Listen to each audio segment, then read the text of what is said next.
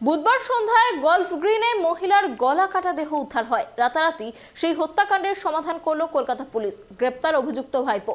আমরা কথা বলবো আমাদের প্রতিনিধি অভ্রদীপের সঙ্গে। অভ্রদীপ, দেখো, যেমনটা জানা যাচ্ছে বুধবার সন্ধ্যায় গলফ গ্রিনে মহিলার গলা কাটা মৃতদেহ উদ্ধার, বিস্তারিত কি জানা যাচ্ছে?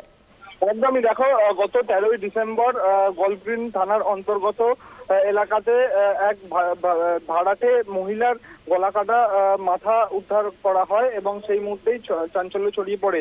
সেই ঘটনার এক মাসের মাথায় গলফ গ্রিনের একটি ফ্ল্যাট থেকে উদ্ধার করা হয় মহিলার নলি কাটা দেহ। বুধবারের এই ঘটনায় চাঞ্চল্য ছড়ায় দক্ষিণ কলকাতার জনবহুল এলাকায়। ঘরে ঢুকে খুন করলো মহিলাকে।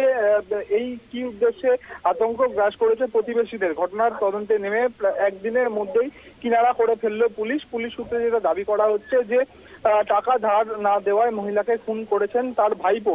গলফ গ্রিনে মহিলা খুনের কিনারা করলো পুলিশ। গ্রেপ্তার করা হয়েছে অভিযুক্ত ভাইপোকে। বছর 40-এর নাসিফা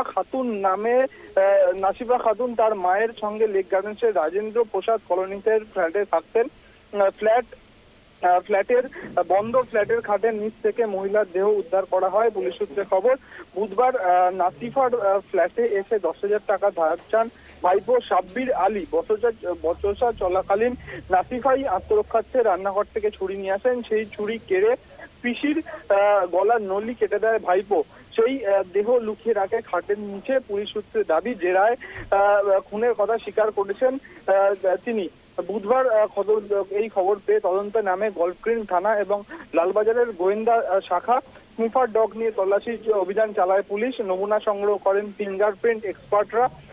এলাকার সিসিটিভি ক্যামেরা খতিয়ে দেখে আততায়ীকে চিহ্নিত করার চেষ্টা করেছিলেন তারা এবং নিহতের দেহ ময়নাতদন্তে পাঠানো হয়। এরপর পুলিশি তদন্তে তার ভাইপোর নাম উঠে আসে এবং তাকে কিন্তু ইতিমধ্যেই গ্রেপ্তার করা হয়েছে। আজকে তাকে আদালতে পেশ করে পুলিশ নিজেদের হেফাজতে চাইবে, তেমনটাই পুলিশ সূত্র মারফত জানা যাচ্ছে।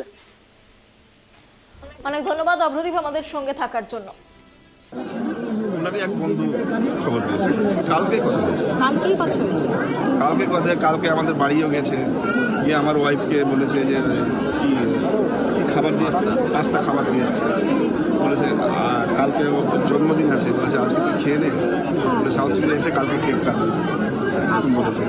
সাউথ সিটিতে কাজ করি, কারোর সাথে ঝগড়া শত্রুতা এরকম কারোর সাথে দেখেছি। হ্যাঁ, অভিযোগ বন্ধু, এখানে কেউ শত্রু নেই, ঠিক আছে।